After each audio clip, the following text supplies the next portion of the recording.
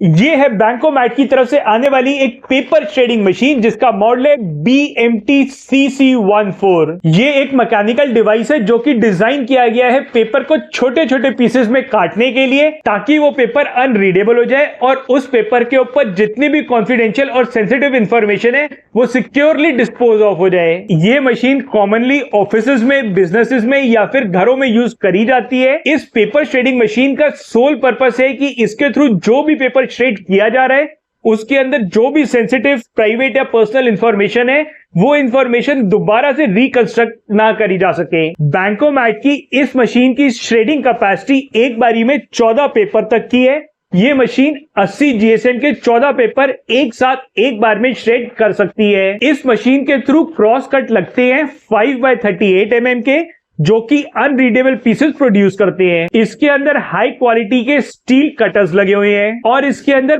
25 litre का waste bin है जो कि काफी ज्यादा बड़ा है। इस बॉक्स के अंदर एक छोटा वेस्ट बिन मिलता है जिसके अंदर DVDs या फिर डेबिट कार्ड का वेस्ट कलेक्ट किया जाएगा। एक बड़ा वेस्ट बिन मिलता है जिसकी कैपेसिटी 25 लीटर की है और इसके अंदर पेपर वेस्ट कलेक्ट होता है। एक इंस्ट्रक्शन मैनुअल मिलती है और एक इसका मेन श्रेडिंग यूनिट मिलता है। इस वेस्ट बिन के अंदर ये जो स्लॉट दिए हुए हैं इसमें ये छोटे वाला बिन इस तरीके से अटैच हो जाएगा और इसके बाद इसके ऊपर ये मशीन आ जाएगी और इसके साथ ये जो केबल अटैच है तकरीबन 1 मीटर की केबल है जिसकी लेंथ भी काफी सफिशिएंट रहने वाली है। इसके टॉप में एक कंपार्टमेंट है जहाँ पे A4 साइज का पेपर डाल के श्रेड किया जा सकता है और इसी की बैक साइड में एक छोटा कंपार्टमेंट दिया हुआ है जिसके अंदर CDs या फिर कार्ड्स को डिस्ट्रॉय किया जा सकता है। इसके साइड में एक पावर लाइट इंडिकेटर है और इसके नीचे एक ओवरहीट इंडिकेटर है और इसके साइड में एक बटन है जिसका यूज करके इस मशीन को ऑन ऑफ किया जा सकता है या फिर ऑटो मोड पे डाला जा सकता है। तो सबसे पहले मैं आपको दिखाता हूं इस मशीन का सेफ्टी फीचर।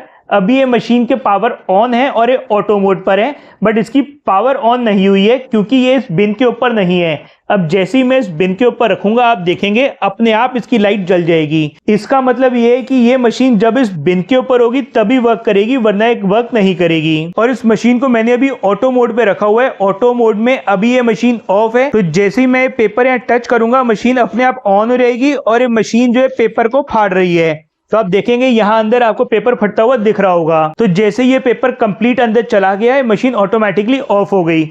और अब आपको दिखाता हूं कि इस मशीन ने जो पेपर काटा है वो किस तरीके से कटा है। तो ये जो पेपर है इस तरीके से छोटे छोटे टुकड़ों में कटा है और ये जो पीसेस हैं ये पीसेस अब ऑलमोस्ट इम्पॉसिबल है कि इसको दोबारा से ज्वाइन करके पेपर को पढ़ा जा सके। और ये पेपर भी आगे फर्दर यूज में लिया जा सकता है। ये किसी भी चीज को पैक करने के लिए, कोई फ्रेजाइल आइटम है, कांच का आइटम है, उसको सेफली ट्रांसपोर्टेशन के लिए यूज किया जा सकता है। तो अब एक बार ये CD इस मशीन के अंदर डालता हूं और चेक करता हूं कि ये मशीन को किस लेवल पे डिस्ट्रॉय करती है। तो ये जो मशीन है ये CD को ऑटो मोड में नहीं डिस्ट्रॉय करती। इसके लिए इस मशीन को इस तरफ लास्ट वाले मोड पे लेके जाना पड़ेगा, उसके बाद ये मशीन इस CD को डिस्ट्रॉय करेगी।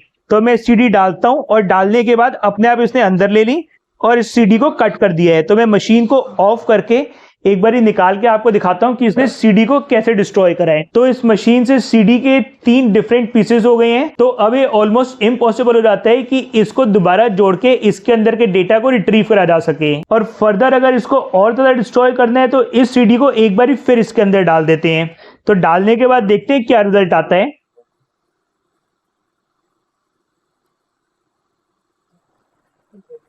तो CD दोबारा डालने के बाद आप देखेंगे कि इसके बहुत ज्यादा छोटे पीसेस हो गए हैं। तो अभी आपने देखा कि इस मशीन ने पेपर को और CD को कितने अच्छे तरीके से और कितना जल्दी डिस्ट्रॉय कर दिया था। तो ये मशीन जिस पर्पस के लिए बनाई गई थी उस पर्पस को पूरी तरह से फुलफिल करती है। और अगर आप इसको परचेज करने की सोच रहे हैं तो अभी ये सिर्फ आपको ऑफलाइन ही देखने को मिलेगी, बट जब भी ये ऑनलाइन आ जाएगी तो मैं नीचे डिस्क्रिप्शन में आपको लिंक दे दूंगा जहां पे क्लिक करके आप इसको परचेज कर पाएंगे। तो ये